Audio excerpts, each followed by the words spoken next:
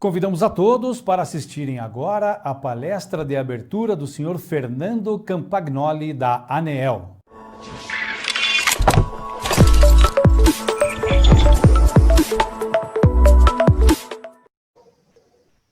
Bom dia a todos, meu nome é Fernando Campagnoli, eu trabalho na Agência Nacional de Energia Elétrica, ANEEL, desde 2002. Queria agradecer inicialmente ao convite que me foi feito para falar desse tema tão complexo e tão polêmico e tão inovador que é a eletromobilidade.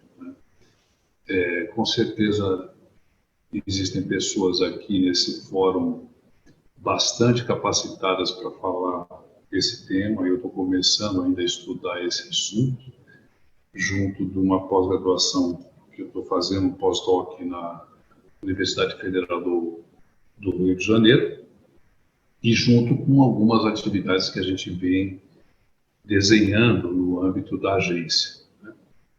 Bom, então, como eu estava falando, a gente vai procurar discutir aqui um pouco dos desafios da eletromobilidade, que é um tema que a gente tem abordado lá na ANEEL e também com outras agências reguladoras, como vai ficar claro um pouco mais à frente. Então, quando a gente está falando do foco desse evento, nós estamos falando de mobilidade urbana elétrica, quando a gente olha uma fotografia como essa, a gente observa que não adianta apenas a gente deixar a matriz mais limpa e as pessoas não conseguirem se movimentar. Então, além de se fazer uma mobilidade elétrica e limpa, a gente tem que discutir com um pouco mais de objetividade a questão da mobilidade, a questão de ser urbana e a questão de ser elétrica. Então, do ponto de vista da mobilidade, todo mundo está tendo agora experiência por conta da pandemia. Muita gente não pode se movimentar, as pessoas estão fazendo home office em casa, muita gente fazendo isso, mas, ao mesmo tempo, tem muita gente que está, como nessa fotografia, fazendo a sua logística, a sua entrega. Se você não está indo com o teu veículo fazer alguma coisa, essa alguma coisa está sendo feita por alguém. Então, existe uma série de serviços que estão ocorrendo e a mobilidade ela precisa se fazer mesmo que você mesmo não se mova. Do ponto de vista urbano, que é onde isso acaba ficando mais sério, mais grave, em relação ao tempo que as pessoas passam presas nos congestionamentos, etc., a gente tem que entender também que isso tem uma relação com o rural, porque grande parte dos veículos que circulam, como nessa foto aí, podem ser veículos de entrega, veículos de carga, veículos como a gente chama, da última milha, né, que está levando de um centro de abastecimento para um centro de comercialização e etc. Então, não dá para a gente olhar o tema de mobilidade elétrica urbana sem ter um olhar um pouco mais amplo sobre a questão que aponta já para o que a gente chama na política pública de pacto federativo. Ou seja, qualquer plano que você fizer em relação a isso, por isso que está esse segundo ponto de política pública e o mercado, que cria-se uma dualidade muito grande se isso tem que ser fornecido como um serviço público ou se tem que ser feito pelo mercado. Eu entendo que tem que ter as duas coisas, elas podem se integrar e exatamente essa integração tem que ser saudável para as duas partes e para o consumidor, e é por isso que tem que ter regulação e por isso que nós estamos conversando sobre isso aqui agora.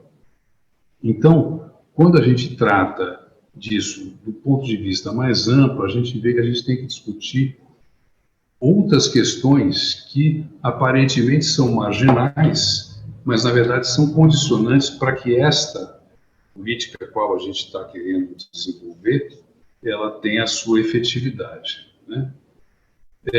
Então, eu estou dizendo o quê? Que existe uma intersetorialidade desse tema. Então, essa imagem que vocês estão observando são das agências reguladoras. Esses que estão com o círculo de volta são agências que necessariamente vão ter que entrar nessa discussão também. A Agência Nacional de Águas, quando você falar da parte dos assim, transportes aquaviários, a própria ANTAQ, né? Quando a gente falar de veículos aéreos, seja drone, seja avião, você vai ter que chamar a ANAC para conversar, para ver como é que são esses regulamentos. Os transportes rodoviários, que a gente vai usar as rodovias tal qual elas estão colocadas, a gente vai ter que conversar com a Agência Nacional dos Transportes Terrestres, a ANEEL, como eu já falei, a ANP, que opera a questão do setor de óleo e gás, e aí também nós estamos falando de veículos híbridos, da questão do biodiesel, né, de biomassa, etc. E a própria Anatel, porque a gente vai estar falando também que esses sistemas são todos interligados, a gente tem a 5G chegando aí, né? Então, todas essas agências, esse slide mostra que isso não é um desafio só para a ANEEL, do ponto de vista de ser o órgão que opera a regulação no setor elétrico, mas isso também vai interceptar todos esses setores, o que deixa esse tema ainda mais complexo e com uma necessidade de integração maior, né? No caso do setor elétrico, nós estamos experimentando uma transição muito rigorosa no setor, né? Então, esse slide da OCDE mostra uma coisa que eu acho muito interessante, que a gente chama de descentralização, digitalização e eletrificação. Então, do ponto de vista da evolução tecnológica e das novas formas de atendimento, até para garantir a qualidade de energia, foram desenvolvidos aí nos últimos anos para atender eficiência energética, solar fotovoltaica, storages aí distribuídos, micro-rigs, e a resposta à demanda. Então, a gente mudou a forma de fazer a entrega dessa energia. Antigamente era aquela coisa mais assim, tradicional, a geração, a transmissão e a distribuição. Como o evento dessa descentralização, a gente começa a ter a carga sendo, gerada para ser utilizada no mesmo locus. Então, isso muda não só o mapa de configuração de como esse produto é entregue, mas também as relações que ocorrem aí, né? Do ponto de vista da digitalização, que você tem a oportunidade de ter as informações em tempo real, comunicação automatizada, inteligência artificial, tudo isso são novas ferramentas, é uma nova caixa de ferramenta que entra e otimiza o sistema, mas também deixa ele mais complexo também. E do ponto de vista da eletrificação, você começa a ter também entradas de algumas tecnologias que operam também com esses recursos distribuídos, mas que têm a pegada de baixo carbono, né? Então, aqui nós estamos já chegando no tema dos veículos elétricos, né? A relação de veículo para o grid, os carregamentos inteligentes, etc. Então, esta mudança nova que está ocorrendo nesse instante no setor elétrico, ele tá fazendo com que o nosso modelo de fazer regulação ele tenha que ser constantemente atualizado, né? Quando a gente trata da eletrificação agora, essa figura também é do Fórum Econômico Mundial, ela observa que você vai ter no futuro, do lado esquerdo, onde você tem a descentralização e a digitalização, você tem um futuro que vai ser mais elétrico, descentralizado e, ao mesmo tempo, digital.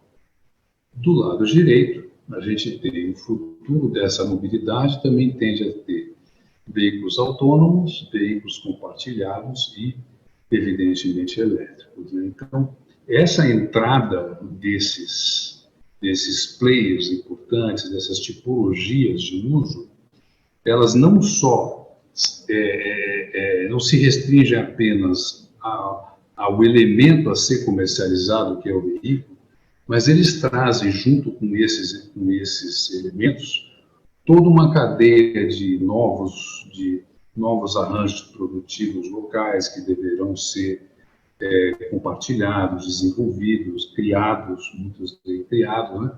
E uma ampla gama de serviços e bens, né, que a gente vai ter que escolher se a gente vai importar, se a gente vai produzir ou se a gente vai fazer um mix dessas duas coisas.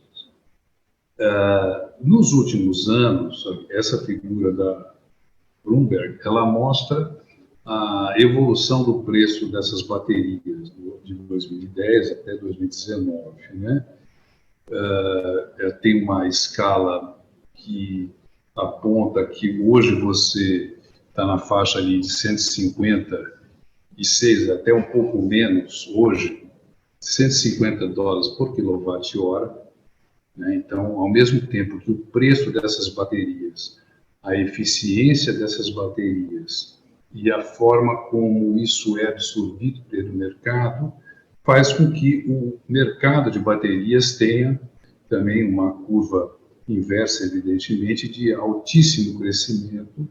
No caso, esse gráfico era em relação às baterias de lítio, né? Então, você tem um grande crescimento desse mercado que ele tem duas interfaces com a eletromobilidade. Uma que do ponto de vista do próprio veículo, né? Então, a composição desses veículos, as baterias que fazem ele operar, e tal, os tempos de recarga, capacidade, vida útil, second life dessas baterias, etc., na parte interna desses veículos. Mas, ao mesmo tempo, a gente também tem o crescimento dessas baterias de larga escala. Então, começa a aparecer também um player novo nesse mercado, que é o armazenador, que é aquele ente que vai aproveitar, eventualmente, uma mudança de uma tarifa horária ou sazonal para fazer uma comercialização dessa energia e, ao mesmo tempo, sustentar serviços ancilares, serviços de rede. Então, quer dizer, começam a aparecer novos atores em todo esse cenário. Quando a gente fala especificamente agora dos veículos elétricos, aqui eu peguei apenas um recorte de veículos leves, né? Mas isso aí também a gente tem que entender que isso também vale para os veículos ultra leves, né? Super leves e veículos pesados também, né? A estimativa que se tem é que no Brasil, em 2030, você tem aproximadamente 5% do aumento da frota desses veículos, né? 5% é uma estimativa, enfim, para um universo que hoje você tem aproximadamente 56 milhões de veículos que estão rodando na praça, veículos a combustão. Se você pegar 5% mais ou menos, você está falando em 2,5 milhões de veículos, né? Outras projeções, como essa que está à direita dessa imagem, colocam aí uma expectativa de veículos elétricos ou híbridos, né, com vendas aí da ordem de 300 mil unidades em 2026. Né? É uma curva exponencial, são as tendências que estão sendo observadas. Mas como é que isso se relaciona com o setor elétrico do ponto de vista de oferta e demanda, né? No gráfico da esquerda, nesse pequeno ciclo, nessa elipse aqui, a gente tem, no caso de diversos tipos aí de baterias, você tem um exemplo de um Nissan Leaf, né, e de um Tesla, que ao fazer uma carga, você está falando da ordem de 22 kWh no caso desse Nissan, que hoje é 24 aproximadamente, e um Tesla que é 85 kWh. Se você relacionar isso com a média de uma unidade de um domicílio médio, você tem na ordem de 170 kWh por mês, ou seja, um veículo Tesla carregado 2 vezes no mês, ele equivale a uma unidade de consumo residencial, em média. Um veículo para uma unidade. Se fosse o caso desse Nissan, seriam algumas recargas a mais, né? Então, quando a gente converte agora os veículos como sendo atores que consomem energia, e a gente pegar, por exemplo, uma média, fazer um cálculo muito grosseiro de veículo para uma unidade, né? Quando a gente está falando de 300 mil unidades entrando em circulação, além de ter a questão das cargas móveis, que é uma outra coisa que dá uma certa complexidade, você está falando numa coisa que é interessante para as concessionárias, porque você está aumentando o consumo de energia que anteriormente que estava destinado aos veículos a combustão. Mas do ponto de vista de oferta com uma qualidade, com os índices que se opera, isso começa a ter uma certa preocupação das concessionárias em estarem preparadas para esse avanço, né, para esse crescimento exponencial de consumo, né? Na medida em que isso acontece e que a gente procurou, estudando um pouco desse assunto, a gente resolveu, dentro da área que eu trabalho, que é a área de pesquisa, desenvolvimento e eficiência energética, na superintendência da ANEEL, que opera com os programas de P&D, de eficiência energética. São 2 programas que foram regulamentados por lei, já está fazendo 20 anos que esses programas operam, e especificamente o de pesquisa e desenvolvimento, a gente tem lá uma oportunidade de fazer editais, onde a gente seleciona um tema e apresenta para as empresas concessionárias se elas querem desenvolver estudos naquele tema, uma vez que elas têm obrigação legal de gasto de P&D. Então, a chamada 22, ela veio em final de 2018, e ela veio depois da chamada 21, que foi sobre armazenamento de energia, que já era um assunto que também já era, na época, já era, inclusive, bastante discutido. A gente também fez uma chamada sobre esse tema. E a de mobilidade elétrica, de soluções de mobilidade elétrica eficiente, que é a chamada 22, a gente resolveu inovar um pouco mais e ver como é que a gente poderia dar um peso maior para o P&D, no sentido de não apenas atingir os produtos a que ele tem o seu objetivo inicial, mas também da gente conseguir colocar produtos no mercado e realmente avançar na cadeia de inovação. Então, para isso, a gente teve que repensar o modelo de fazer P&D, que não é mais apenas a pesquisa aplicada, que chega num produto, num protótipo, e aquilo não vai para o mercado, né?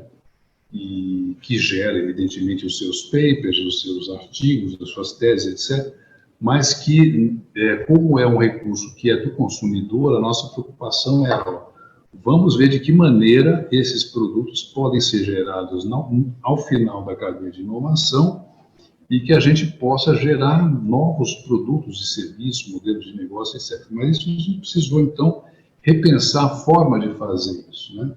E não tem uma forma melhor de fazer isso se não conversando. Então, essa fotografia que está aí é uma reunião técnica sobre o tema de mobilidade elétrica, que ocorreu em abril de 2018, onde em cada uma dessas 8 mesas que tem aí, tinha gente sentada ali que era do setor automotivo, do setor empresarial, do setor industrial de peças e equipamentos, do setor acadêmico e das próprias empresas concessionárias, porque elas são as executoras desses projetos, né? Então, nessa conversa que a gente fez de maneira organizada, a gente procurou discutir se nós fizéssemos uma chamada de mobilidade elétrica, ela seria interessante para o setor. O setor achava coerente os temas que foram colocados, né? E a forma de se fazer os projetos, ou seja, colocando a indústria dentro dos projetos, a sua origem, junto com os grupos de pesquisa, montando uma nova agenda de inovação, usando os programas de P&D como um meio para atingir a inovação, essa foi a aposta que nós fizemos. Essa reunião ocorreu, como eu falei, em 2018, e foi também fruto de reuniões anteriores que a gente fez em 2017, onde a gente se discutiu a rede de inovação no setor elétrico. Quer dizer, precisávamos montar uma grande rede para inovar no setor, com a participação da indústria, da sociedade civil, dos pesquisadores, né, da academia e das próprias empresas. Né? E por que escolher a mobilidade elétrica com tanto assunto que tem no setor elétrico? Né? Porque o CGE fez um estudo que foi objeto de um estudo de P&D também, em que ele apontou algumas áreas, alguns temas importantes para serem desenvolvidos e que eram a partir de um painel com vários especialistas. E o tema de mobilidade elétrica era um tema, um próximo tema dessa lista, na verdade. A gente já tinha feito várias outras chamadas em temas que já eram, na época, considerados importantes. Né?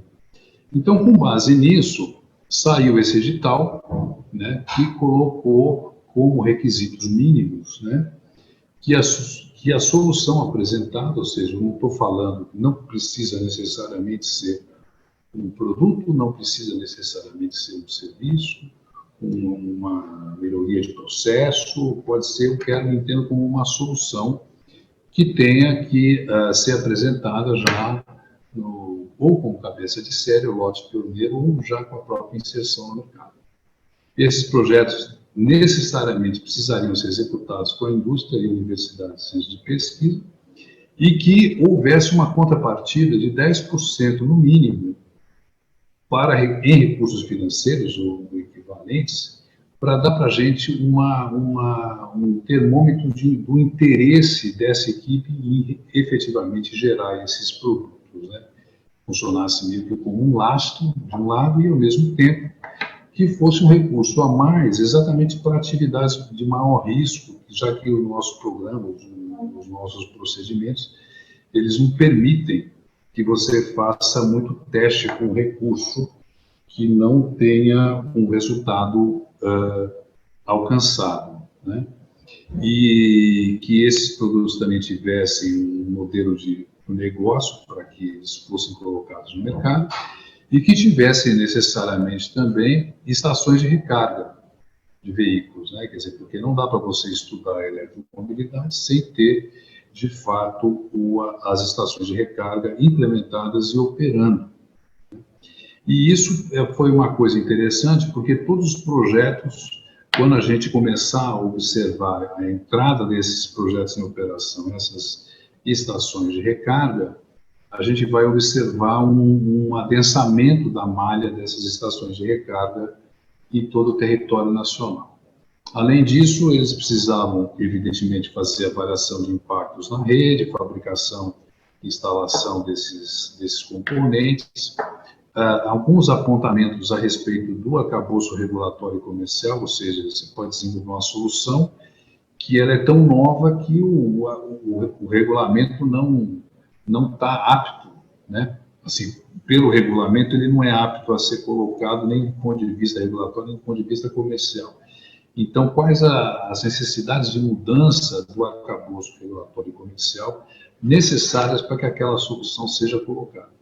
E o último item extremamente importante, que é a integração com fontes renováveis e de armazenamento. Quer dizer, o que a gente não quer são fontes sujas, né, entre aspas, para fazer o transporte e a operação limpa, né? Porque, na verdade, a gente tem que ter o lastro de que essa energia foi gerada por uma matriz limpa, né?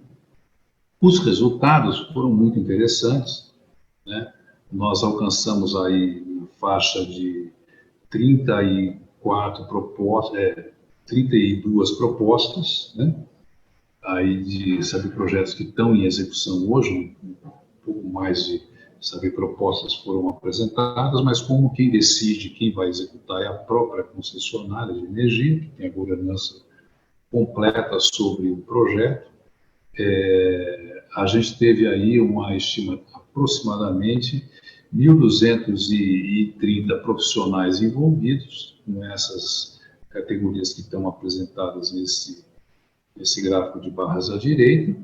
A gente teve uma contrapartida de aproximadamente 100 milhões de reais, quer dizer, um montante de 500 milhões, né, se a gente juntar esses, sabe, projetos todos.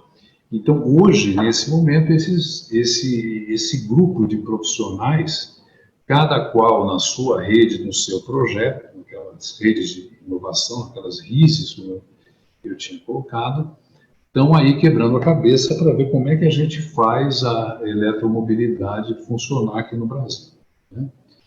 Nós tivemos projetos em quase todo o território nacional. Esse mapa apresenta essas cores mais escuras aí, esverdeadas para mim aqui, são aonde as concessionárias desses estados são as que apresentaram, então, executando os projetos, né? A gente conseguiu também um outro comando legal importante que tem os programas de P&D, que as regiões Norte, Nordeste e Centro-Oeste tivessem um aporte de aproximadamente 22% de investimento nessas regiões, nas áreas de pesquisa, nos institutos de pesquisa dessas regiões, né? E quando a gente pensa agora, olhando esse mapa da esquerda, nos eixos viários que relacionam todos esses estados, a gente está vendo grandes corredores elétricos que vão ser formados a partir desse ano para o ano que vem, onde essas estações de recarga vão começar a operar como teste, né, como esses balões de ensaio em todos esses projetos. A gente teve projetos de embarcação elétrica, a gente teve a maioria de projetos relacionados a veículos leves, mas também tivemos super leves, tivemos veículos pesados, ônibus, caminhões. Várias empresas do setor automotivo, eles participam desses grupos de pesquisa também, né? A gente teve, então, 2 projetos na região norte, 2 no centro-oeste, 5 no sul, 17 no sudeste e 6 no nordeste, né? A gente tem que entender que, embora cada projeto tenha a sua rede específica para atingir o objetivo daquele projeto, essas redes estão se relacionando entre si. Nós estamos já montando e materializando uma grande rede nacional de inovação para o setor elétrico com esse recurso, né? Aí é um exemplo da região Nordeste, fazendo esse corredor de Salvador a Natal, com várias estações de recarga, né, 11 estações de carga rápida, né, conectando essas capitais, né, 6 de carga média, e hoje vai ser a maior eletrovia do país, com 1.100 quilômetros, né?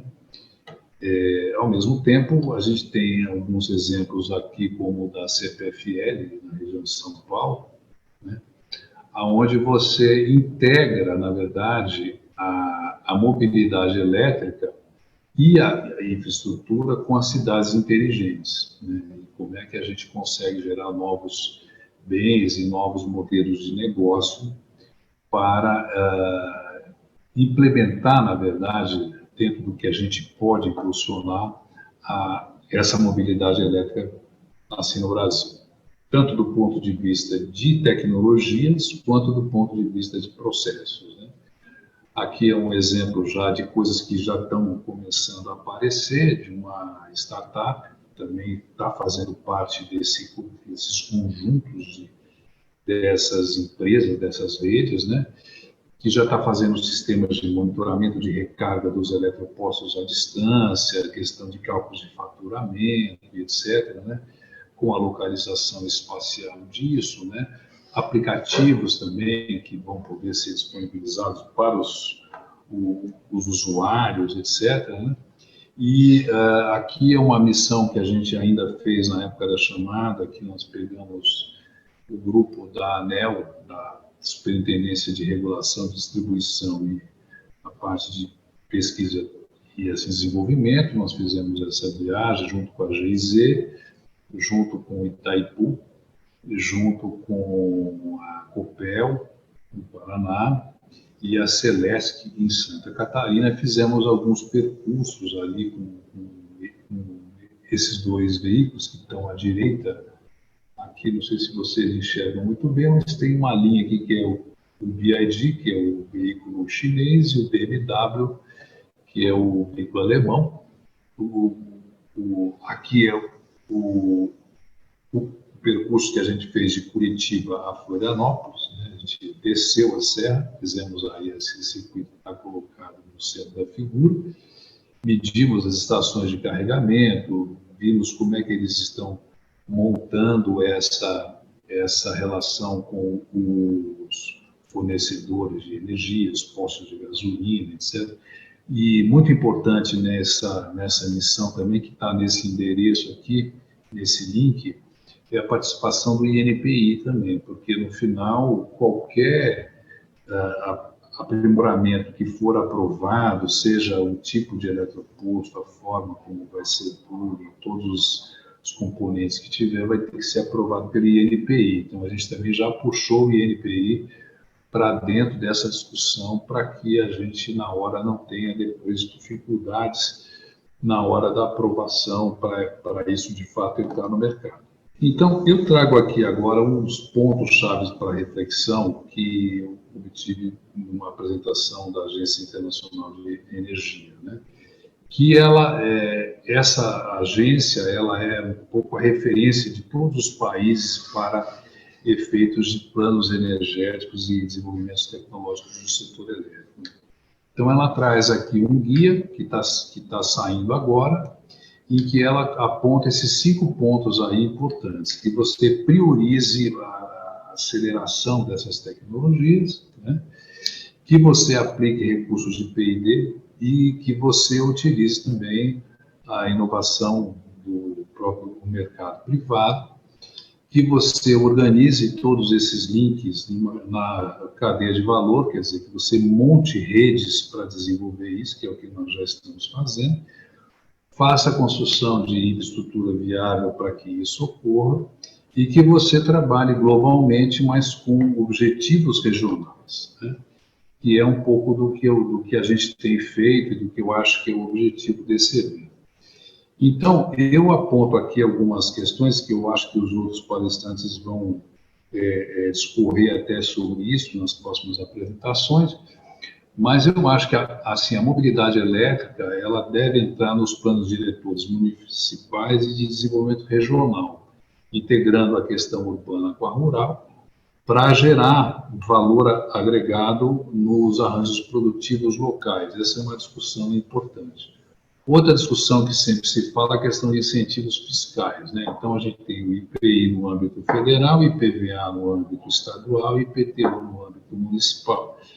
A gente pode pensar em IPVAs verdes, IPTUs verdes, elétricos, etc., além da própria redução do IPI. E da questão regulatória, como eu falei, a tarifa horária, o V2G, a geração distribuída, renováveis, que na medida em que esse pacote fiscal e regulatório entrar em ação e a economia se reativar novamente, você vai ter retorno desse recurso na forma do ISS para os estados. Então, acho que essa conversa facilita bem a implantação desses planos, né? A infraestrutura rodoviária, ferroviária, aquaviária e aeroviária, que isso é uma questão de base, né? E a gente não teria, então, é uma pergunta que eu lanço aqui, que se a gente for fazer um plano nacional de eletromobilidade, movimentando todos aqueles setores, a gente também não faz meio que junto, um dentro do outro, um novo ordenamento territorial, né? Então, o Plano Nacional de Energia, que é feito pela EPE, no futuro 2050, ele aponta que a essencialidade da inovação, a descarbonização, a segurança energética, a competitividade econômica e o desenvolvimento do país. São os pilares desse plano, né? Quer dizer, são meio que e ele aponta para dois cenários, né? Um cenário de estagnação e um cenário de aumento de oferta de energia com infraestrutura. Então, dependendo para que cenário a gente estiver andando, a gente tem um plano para seguir, né? Então, para fechar a discussão que a gente levou até aqui, eu coloco que a transição energética já é uma realidade e a eletromobilidade é a materialidade disso, né? Os recursos energéticos distribuídos já são uma realidade também, né? Eles têm o impulso da redução dos custos de bateria, o que pode ser estrategicamente conectado à eletromobilidade, porque também a gente também tem as intersetorialidades que foram faladas. O consumidor já está mudando, está tomando as decisões dele, a eletromobilidade com certeza vai ser a próxima escolha dele, né? Os resultados da nossa chamada aí vão ampliar esse ambiente de inovação, com a entrada de novos modelos de negócio e tal, né? E serviço, né? E isso vai ser um impulso importante, né, para a instalação dessa eletromobilidade aqui no Brasil. E eu acho que nasce, na verdade, um novo setor que ele vai lidar com a produção de energia, o consumo de energia para a eletromobilidade e serviços associados, né, que vai ter que estar aderente à mobilidade em si, como eu falei no começo da nossa conversa, urbana e regional, né, e que ele tem ferramentas de plano municipal, de um lado, dentro do território municipal, e de desenvolvimento regional, quando a gente trata de um ou mais estados, né. Eu queria agradecer a oportunidade, está aí o meu e-mail para qualquer dúvida que vocês quiserem ter, fiquem à vontade. Muito obrigado pelo convite da comissão organizadora. Agradecemos o senhor Fernando Campagnoli, da ANEEL, por sua apresentação.